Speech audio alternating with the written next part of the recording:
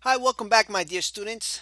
On this lecture here, we're going to be learning how to create an image in HTML. This is going to be a really super simple lecture, but you're going to be learning a lot. So I'm glad that you're here and that you're motivated to keep learning because HTML is going to take you to new heights. Once you learn this, you're going to be able to find a better job, get an increase on your current salary if you already have a job, or even find a job, all right? Or even make more money as a freelancer, right? HTML will help you. So what I want to do is I want to open my co-editor, and you should have yours open. If not, open it up. And let's do a save as on popular underscore tags.html, right? And the reason is because we're going to use some of this content here just to show you a couple things. So let's do a save as here. And I'm using my keyboard shortcuts, Command Shift S for Windows, Control Shift S. Let's call this images.html. Perfect. Right? Right here. It took me to some other file because I just pressed a keyboard shortcut there for that. So I'm going to take this block quote out of there. Make sure that you are in images.html. Click here or click here just to make sure. This HR is off. I'm going to take all that off. Perfect. All right, so we're going to create the first thing that we need in order for us to create an image or to show an image here, because that's what we are doing. The image will be in a different folder. Is we need an img tag like this, and we have no closing tag after. All right, it's just this.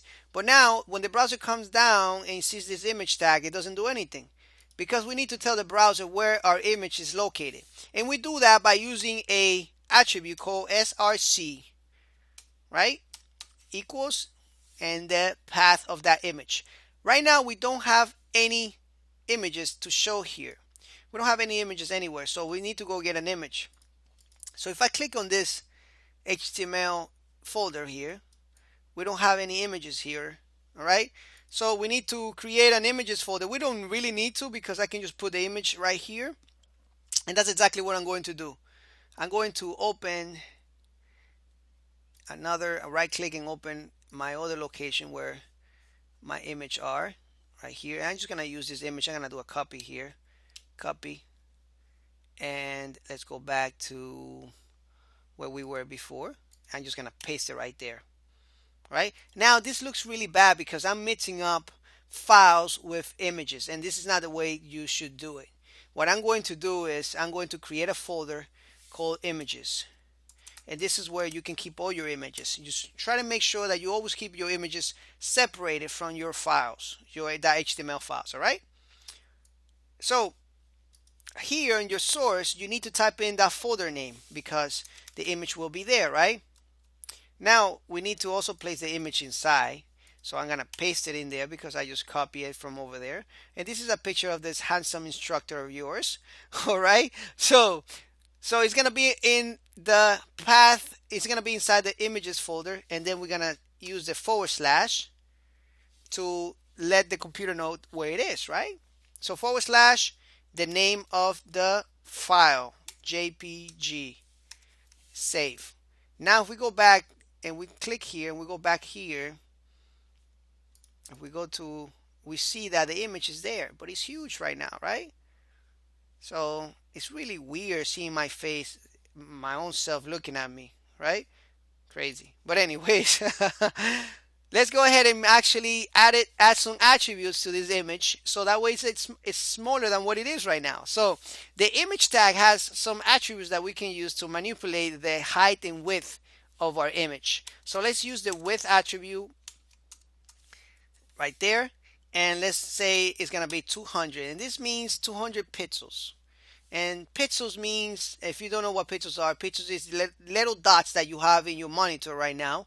They are called pixels, and your monitor has a bunch of them. You just can't see them because they are really small. All right. Anyways, that is another course, probably showing you Photoshop or something like that. But just know that they are pixels, and we have different formats of actually declaring the size of things in HTML or in CSS.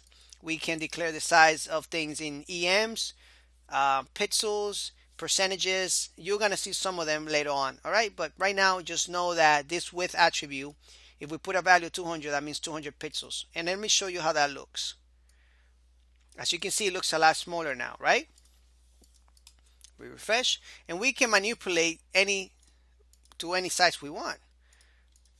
Now, if we don't put the height of it, it's gonna keep the proportion of this image. So it's gonna keep this image in a really nice matter, in the original matter that in which it is. But if I go ahead and put the height here, which I don't know the height of this image yet, but I'm just gonna put a height of 400. That does not sound right, right? Let's look at it. Now this image, it lost the proportion of it. Now it looks really bad. So if you want an image to keep the proportion, make sure that you don't put a height on it. That way it keeps the original proportion. And you can make it as small as you want. There we go. All right. Now images can be also embedded, and when I say embedded, they can be inserted inside another element, like a paragraph. So I can put it right there or right here. Save it, go back to it, and you can see that I can put it inside that element there. All right. Later on, I'm going to show you that we can flow images to the left or to the right and have all these text wrap around it. All right, and that we do that with CSS. But anyway, thank you so much for watching this lecture. Hopefully you were able to pay attention, not to your phone, not to your TV, but to your dear instructor that cares if you learn or not. All right, make sure that you are practicing everything you're seeing right here, because this is going to help you. All right, I already know this stuff, so make sure that you learn it properly. That way it's easier for you later on, and the only way to do that is by following me word by word, code by code. Don't forget to do that. Don't get lazy, because this is your future. Thank you so much for watching, and I'll see you in the next lecture. Take care.